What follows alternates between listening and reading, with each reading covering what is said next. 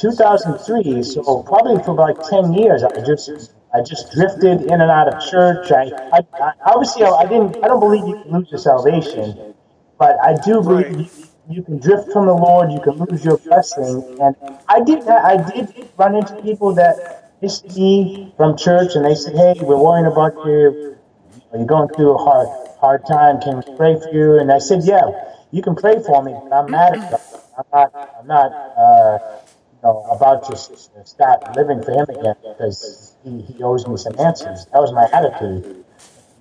So I asked people to pray for me, but I was struggling with the wrong decisions and stuff. Of course, I still lived at home, and so in 2003, 10 years later, I had gotten involved with a relationship that I thought was good at the time, but it wasn't good for me spiritually speaking, and it ended, which was a good thing, but at the time, it felt really bad. So I was depressed. I was sad. I went to a party one Friday night in summer, 2003, and I got really wasted, and I just didn't care if I lived anymore. That's how low I got, and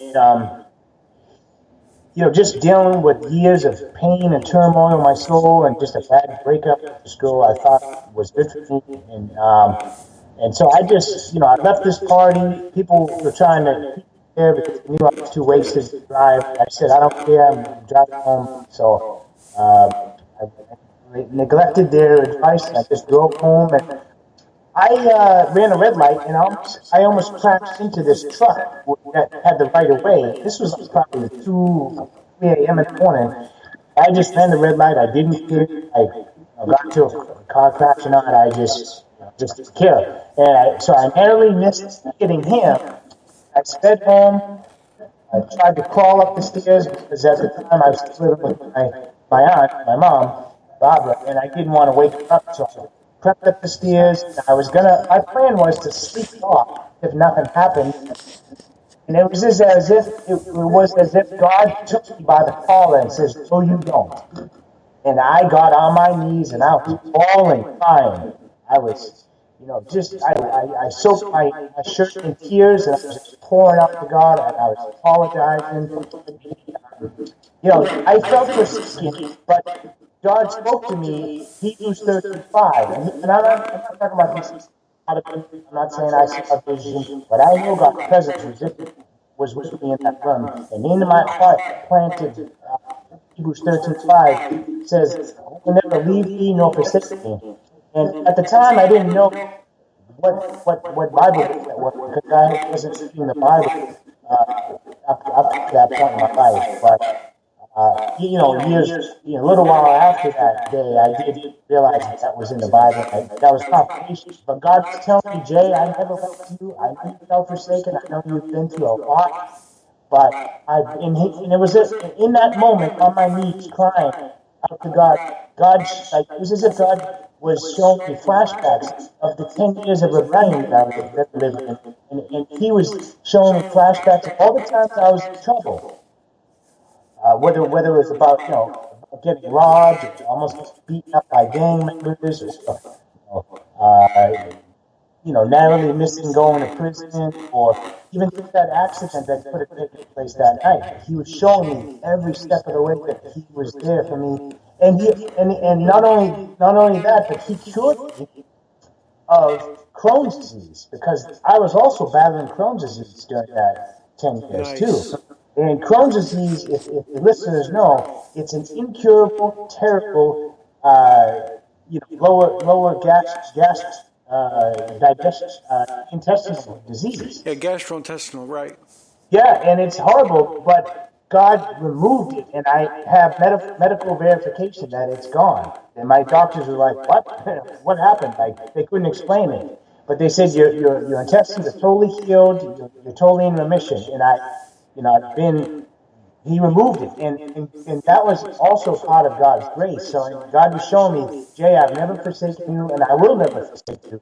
But I want you, and I don't want any more games, because I'll let you go over the edge, Jay, if that's what you want." And I said, "No, I don't want to go over the edge. I'm tired of running from you. I still have questions, but I know that in order to find these questions and get my answers, I need to stop running away from you and I start running towards you. So from that day on, I must call it rededication or whatever. That's when I made business with God and I meant business. I said, this day on, Lord, you have my life. Whatever you want me to do, or whatever time I have left, I'll do it. And the following year, in 2004, he called me to be a preacher. And so from then on, people recognized my gift of preaching, so I was able to fill in my home church, teach the adult Sunday school, even teach the kids Sunday school as well, and preach, every once in a while. My pastor needed a break or was out of town. I also been preaching at other churches of like faith.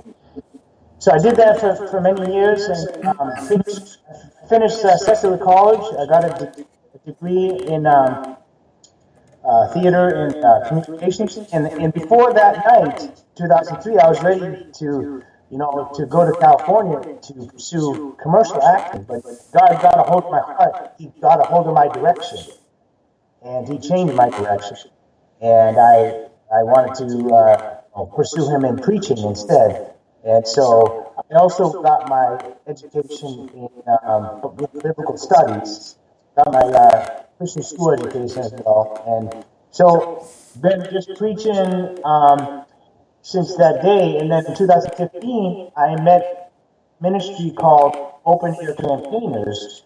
And they are a creative ministry of evangelism where they use, theatrics, for lack of a better word. They use object lessons, they use paint and sketchboards in order to illustrate the gospel in many different settings, whether it be on the streets, whether it be in neighborhoods, inside the church building, outside the church building, college campuses, and so forth. And so I was intrigued because when I went to University of Boston, I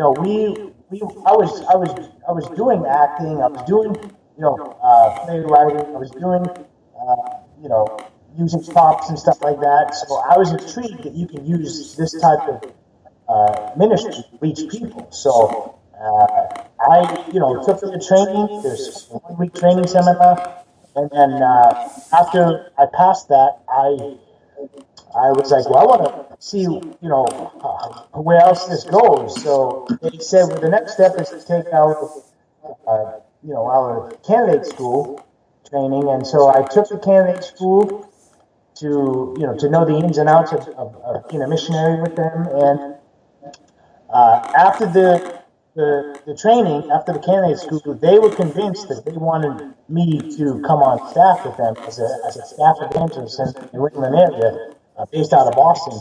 And I thought it was too good to be true, so I said, Lord, I'm going to step back, I'm going to pray, I'm going to fast, I'm going to consult with other godly men who have known me and see if this is where you're leading. And after praying and fasting for about 2 months, I got back to them and I said, I think this is a good fit. And so, let's do it. And so I've been with them since I think 2017. Been with them since at least 2017. So I'm on staff with them, raising my prayer support, financial support, and that's what I've been doing since then. But then in 2018, my mom was diagnosed with the mom that she was my mom since like day one, basically. And she was diagnosed with cancer in 2018. Very serious, aggressive form of cancer. And then within a few months, she was gone. She died in 2 days after Thanksgiving. And she was a Christian. She was a believer. So I felt at peace, knowing that although she's not going to be here with me on earth anymore, I know she is going to be with the Lord. She's, one of her last things that she told me to do, and she left it on the voice message, was she said, Jay, keep going, keep serving the Lord. He's worth it. He's worth it. And And I didn't think that I was going to publish my book in 2019, but because I was giving God the excuses, like, Lord, how am I going to get this published? I don't know, any publishers. My name is not a household name. I'm not famous. Why would people want to read something I wrote? And I felt like Moses giving God all these excuses that, like Moses gave to Pharaoh. If you ever want to make God laugh, if you and your listeners ever want to make God laugh, you just tell God what you can and can't do, because He knows better than you and I do. And so God was just taking all my excuses and knocking them down, just reminding me every step of the way, and said, Jay, how am I going to get glory? And how are you going to give a tribute to your mother, Barbara, who poured into your life, who sacrificed for you? I mean, through her raising me and my sister, I finally understand just a little bit of how difficult it is for a single parent to raise children, to raise a man, to raise a boy to be a man, to raise a girl to be a woman. And I give so much props to the single parents out there. But she poured so much love and sacrifice into my life. She provided a home for me. If it wasn't for her, I wouldn't be here where I am. So I felt, you know what, you're right, Lord. I'm not going to be able to give you glory if I just leave all the things that I chronicled, all the evangelism adventures that I chronicled and kept on my computer. If I don't get it off my computer and publish it, I can't. You're not going to get glory. And that's the whole purpose of my existence, is to bring honor and glory to you. So, and also I can use it as a tribute to my mom, and her name is on the dedication page. So forever, forever, etched in black and white, a tribute to my Lord and Savior first and foremost, but then to my beloved. Absolutely.